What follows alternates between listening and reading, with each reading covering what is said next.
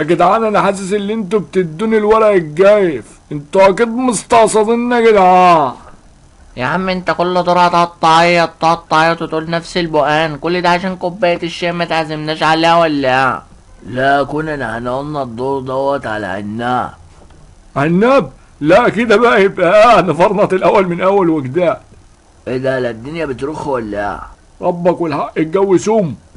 طب والعمل ايه ده، انا عيلت الكلاسين خلاص.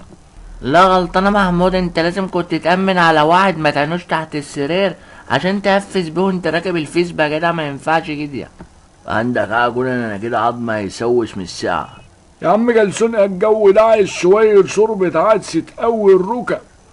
ابن حلال وطلبك عندي، انا عندي حته كلسون قماشه شيطه استك منه في ايه، مش هاخد منك الا 30 زهبوب بس.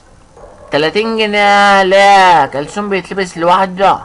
لو انت الصادق كلسون تعطيه 20 سنه. ده زمان الكلسون اشتكى بابا.